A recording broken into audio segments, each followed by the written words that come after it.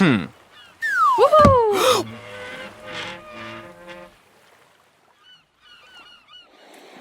So, next category, social drugs. It's the ones that you enjoy. I mean, you've mentioned with the other drugs on this list that they also have social aspects.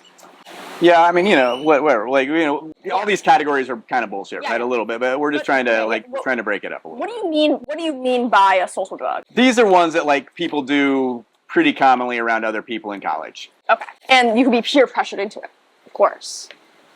Definitely gonna be some peer pressure on some of these, I'm sure. Yeah, not even just the social ones. Okay, so alcohol, the famed, the popular. We all know it. We all love it. When did you start using alcohol? The first time I did alcohol was... which you remember vividly. I was 21 years old. Of course. I was in Germany. What other age would you be? No, but that's weird, right? It's late. I know. I was in Germany. Right. So away from college. Yeah. Because once again, it wasn't kind of a part of my college campus thing at that point. But, I was experimenting and stuff. So I went and stayed in Germany for 3 months just on my own. Just hanging. Wandered around. And it ended up in this little fishing village in North Germany. And happened to end up moving right next door to this guy I really liked, a great friend of mine, who was the bartender at the only bar in this fishing village, or one of 2 bars. Nice. I just started hanging out at the bar with them. And it's funny because so Germans are really beer people. Right. Especially in North Germany. I don't know, maybe everywhere. Whereas, so whatever reason, I was saying I was an Amerikaner Kuhjunge, which is like an American cowboy, right? Oh my God. So I said that all I would drink is Jack Daniels. So this is weird. This is really, so I was like 21-year-old stone cold, never had any, drug experiences at all. So this is your first time ever? Yeah, exactly. And, dude, for weeks, I was drinking ungodly amounts of Jack Daniels. And I swear to God, didn't feel a thing. Oh my God. Like, I just was like, what is alcohol about, man? And my friends who were beer drinkers, but make partake with me a little bit, absolutely sloshy, bumbling drunk by the time we were done, right? And I was just like, and you're like, was it alcohol? Guess I'm immune to alcohol. Right. So it was one night. The spirit of Christ is within me. That's right. So you'll like this. Me from the Jack Daniels. Okay. So you'll like this. So it was one night we closed the bar, and one of our other friends in that group, his parents owned the other bar. Okay. Which was also already closed. But we all trekked over there, and we went into this closed bar. And so there was this bottle of this stuff called Friesengeist. And so 2 Viking tribes from Germany, Dithmarschen and Friesen. Okay. And we were Dithmarschen, and there was the Friesen that were a little bit south. Okay. And so Friesengeist means spirit of the Friesen. And it was 151 proof, which is about as close to pure alcohol as you can get. Most, like Jack Daniels is like 90 proof, right? Or maybe, I don't know, 80 proof even. And so I literally drank a whole bottle of Friesengeist. And I remember walking home, probably stumbling home a little bit, and feeling like this kind of like, and just feeling kind of like a little wobbly and loose and happy. And I remember just thinking to myself, this is what they're looking for, right? Like, this is the feeling that, people want with alcohol. Okay. So that's my introduction to alcohol. So the question I really have now is, what the hell was wrong with those Jack Daniels? What was going on? I don't know. Quest, I don't know. I've had this problem a couple of times with a couple of drugs, and it was, I would just say, listen, I've been sober my whole life, and it just took a little bit of time for it to, wear down my existing brain patterns and structures or whatever to the point that it was having the effect it's supposed to. I don't know. Well, you're aware that that's not how drugs work, right? No, it is how drugs work to some degree, so I don't think that's unusual at all. So the theory I'm going with is that the power of Christ was compelling you. Yeah, maybe it was. Maybe it was the power of Christ. So after your famous Jack Daniel addiction and then also the Friesengeist, how did alcohol affect you? Or how does it? Well, alcohol has played a different role in my life as my life has changed. First of all, it always affected me from that moment on. Right. So once I kind of broke through that Yeah. psychological thing or whatever it was, I never had like super hard. I do have a high tolerance for alcohol because I think I have a fast metabolism. So listen, alcohol is a great social drug, right? Because it breaks down your inhibitions. Of course. Right? So that feeling like where you're like self-conscious all the time in front of in other people and stuff. Alcohol will lessen that feeling. Yeah. So all of a sudden you just feel comfortable with people. Yeah, and you feel a little amped up. It can give you energy. Right. And it can make you happy. It's a little euphoric. So yeah, lack of inhibitions, it's a little bit of energy and some euphoria. That's a pretty good time for a party. Of course. What's your relationship with it like now? Fortunately for me, alcohol has never been any kind of problem for me. I never felt addicted to alcohol. I've been a bartender. I have always had a fully stocked bar for social occasions. I love making drinks. I love the taste of drinks. I like, playing with them and stuff. Yeah. But I never have the feeling like when I'm alone, like, oh, I want to get drunk or something. So for you, it really is a social drug. For sure. And now, like 2 drinks, like I'm an older person. Like alcohol can definitely make you sick if you take too much. And it'll definitely affect you in the morning and your sleep for that matter. So I just don't necessarily like those things now. Yeah. So like I said, I'll drink alcohol when there are people who are drinking alcohol, but I don't drink very much. I'm almost a 2-drink max guy now. So would it be good or bad for college? I suppose like in moderation, it's probably not a terrible thing for college, right? Because college is a time that you're trying to make friends and be social, and I think that it can create an environment where everybody is in that mindset. Yeah. One thing once again, college has changed, right? One thing that I would say, particularly as a young woman, is alcohol is how you will end up consuming drugs that will knock you out. Right. And that's a surprisingly common practice amongst young men in college now. Roofing? Yeah. And Rohypnol, I think, is the real term of that drug. So if I were a young woman, I would be careful with my drinks. I would be super cautious. Right. With alcohol, because of course the thing about alcohol is alcohol lowers your inhibitions, right? So then you become less careful. Yeah, then you want to do more alcohol, and that's when you can you could be affected by that, and so it's a little bit of weird times for alcohol maybe, but overall in moderation. Right. So it's probably not the worst. Considering that I'll be 16 when I go to college, what should my initial approach be? Like I said, I personally didn't I didn't do drugs as an undergraduate, so dude, and there's no way I could have accomplished what I did as an undergraduate if I had been doing any drugs. Right. But I also don't want you to be like a social pariah either. Yeah. I would say be extremely careful and cautious, and but do you think there's a risk of going to a party? Do you think there's if I went to a party and someone's like let's drink alcohol, and I just decided to get a soda instead, everyone would boo me out, or how would that affect my reputation? Listen, good friends don't pressure people to do drugs. Yeah, I mean it's real, and that's just a fact. Definitely. And but you have to be firm. You just have to state.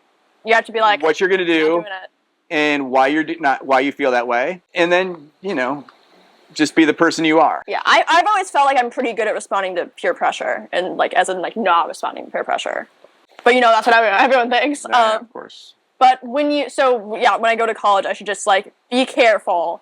If I decide to do alcohol, then to be really cautious about what exactly I'm drinking. And just stay firm if it's something that I don't want to do. Yeah, for sure. And of course, with everything, moderation is key. Yeah, moderation is key. Okay, so cannabis, which is what everyone calls cannabis. When did you start using cannabis? Graduate school. Again, graduate school. That was the first drug I did in graduate school. Although not by a long period of time, but it was the first drug I did in graduate school. Okay, how did it affect you? Well, so once again, I had that same thing with alcohol. Okay. Very much a social drug. No. Well, no, but no. It didn't affect me. Oh, the first few times I did it. And so I was kind of annoyed and frustrated. But then once again, I did a, like overdosed essentially as much as I could on it.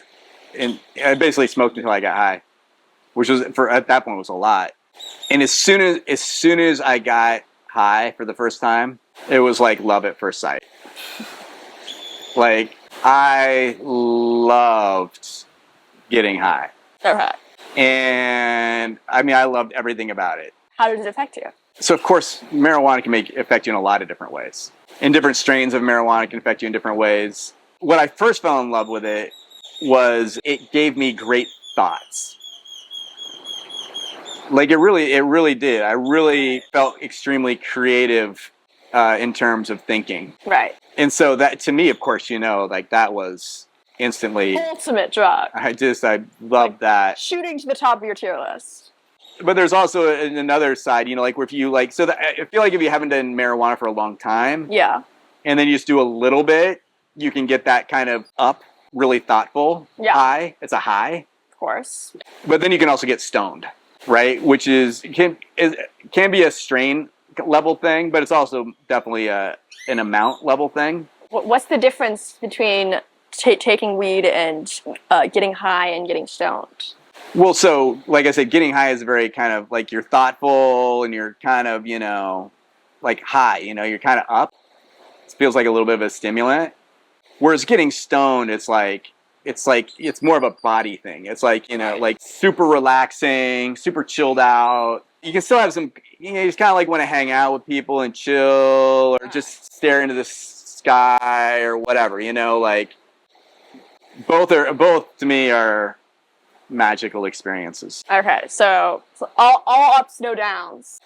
No, that's what are the bad things about cannabis? Since you've been talking about it so good.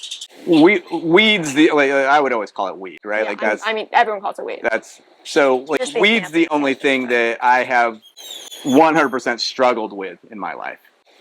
Okay. I am 100% addicted to weed. Currently? For the rest of my life. I cannot possess weed without smoking all of it. Right. I cannot be around it without over consuming it. If I've been doing it in any regularity, I think about how I can do more of it. Okay. It gets into my thought processes. This is your major addictive experience. For sure, not even close. Like for sure it is. I have made terrible decisions because I was high or wanted to get high or was coming down from getting high. I have ruined career opportunities. I have made bad decisions with friends and family. What can I say? It's like I have classic addictive behavior. Yeah. With marijuana. I've, been arrested for it. Yeah. I have put myself in extremely dangerous situations to procure it. I personally believe that it has been the most destructive force in my life. Period. Right. It's not even close. Okay. I'm a better human being when I'm not getting high. Okay. That seems pretty solid. So, what's your relationship with it now? I still struggle.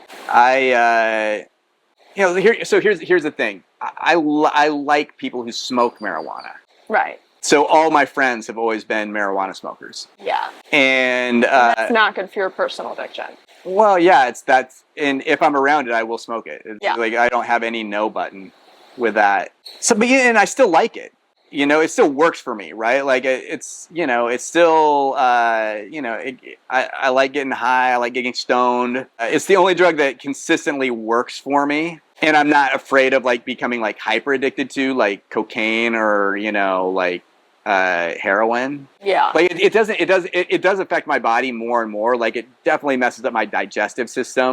I feel like I get a little more inflammation with it, which is bad for someone who likes to do athletic things. So I manage marijuana, right? I'll go on binges. I'll get a little, if I ever have any at home, or I'll go on a binge. So be a couple of weeks where I'm getting high all day long. Okay. Or if I go out and it's around, then I'll definitely overindulge. So I manage. I'm like a classic like functioning marijuana addict, right? Like, and I go months. I will like intentionally go months to clear my head or whatever. I have things I need to do. So like I'm pretty good at managing it. I've been doing it for 30 years now. But it's always like if it's around and it's present and in my life at all, it is a way more present part of my mental thought processes than I would like. Okay. Do you think you'll ever fully like recover or like stop using marijuana? I'll never recover or whatever that would mean. I don't even know what that means. Yeah. For my life. I've tried a million times. I've tried to quit marijuana like dozens of times in my life. And I always end up back. And partly by choice. I'm like, I don't want to be like, like say I don't have willpower or anything like that. I just, like I like it. Listen, the only way that I could be free of the mental thought of doing marijuana is if I was like made some ironclad commitment to myself that I will never do it again. Right. And you're never going to do it. I'm not that much of an absolutist. I'm not like I don't believe in that. It's just kind of against my general philosophy to be that big of an absolutist. So I don't think that I will ever be fully free of it until the day I die. So good or bad for college? Okay, so listen, like because I feel like you and I have somewhat similar chemistry. Marijuana scares the shit out of me for you because the biggest problem for marijuana for me, it makes me extremely demotivated and just want to procrastinate. Like it's the ultimate procrastinator. Okay. Right? And so you have those tendencies already. Yeah. Right? Like that you like love to put things off and stay up late and jack around on your computer rather than doing things that ultimately might be better long term, right? And marijuana will absolutely make that 100-fold. Okay. Like, and so I personally believe that if you do any marijuana in college, you will have the highest potential to destroy your education. I really do. But here's the thing. Here's the tension with me. I also feel like stoners are the coolest people. Right? So like, okay. Like I almost like, I don't want you like, like not get to be a part of that crowd. Cause I think they're like, I love, stoners.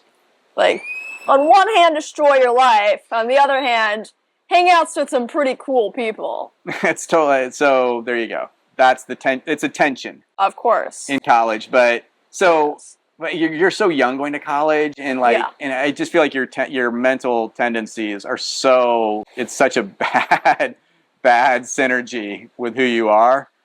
It also gives you social anxiety to some degree. Oh. So it makes you avoid people. Like it's like everything that you kind of hate about yourself, marijuana will play into. I swear it will. That's right. I love that. Okay. So don't use it. Okay. Next thing on the list, MDMA. Oh, kitty break. Let's not do that. Let's not get that going. He loves me. You know where he's coming. Oh. Well,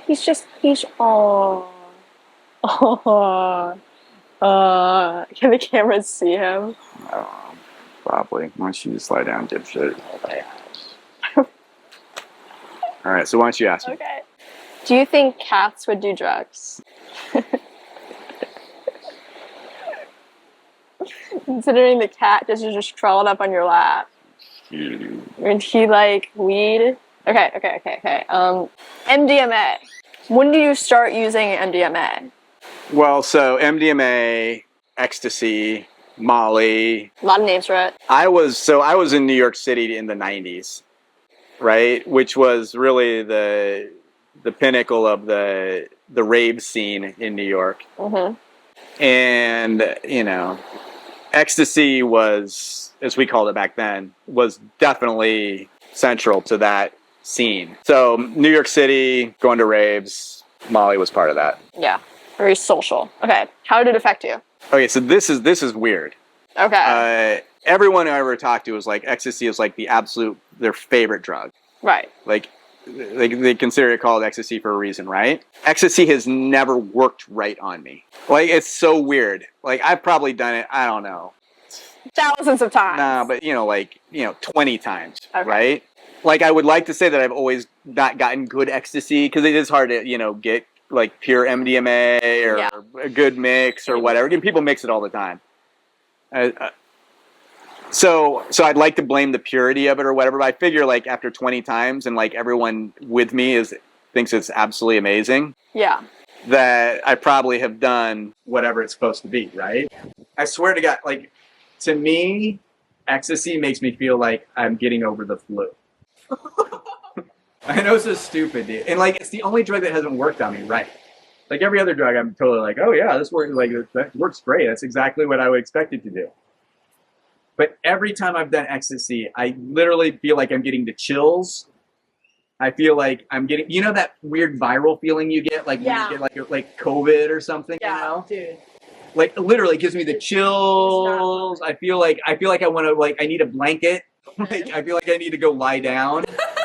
Which is great for a rave. I feel a little nauseated. I don't, maybe a couple of times I began to feel like the vibe,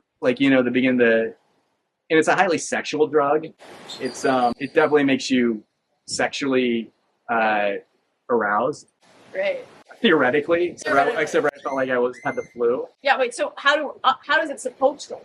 How do other people say it works? Ecstasy has this very social bonding feeling. Like, you feel like you're one with everyone. Oh, okay. And you begin to get a rhythm with everyone. Okay. Right? And you begin to vibe with everyone. And you can vibe with a partner, right? And the touching feels very stimulating, tingly, and special, and so People love it. people love it. Great party drug. So good or bad for college? Well, if you're like me, it's bad, dude. You don't need to give yourself the flu occasionally. But and listen, people do get addicted to ecstasy, People and they get addicted to all drugs. Yeah, they do it too much and stuff. But I feel like a lot of people can do ecstasy a couple times a year at a big party or a rave or something, and I think it could probably create a really cool experience with some other people. So I don't know, if you could find some pure stuff, test it. I'm sure they're fucking dropping fentanyl in it too now and all sorts of other garbage. Yeah. Maybe in a very rare occasion with a great group of people where there's some amazing tunes play, it could be okay. Okay. We hope that you enjoyed that video, and if you did, please consider checking out the next one in the series. Or some of our other series on philosophy and life. We upload videos every Friday, so don't forget to like and subscribe. Like and subscribe. See you next week.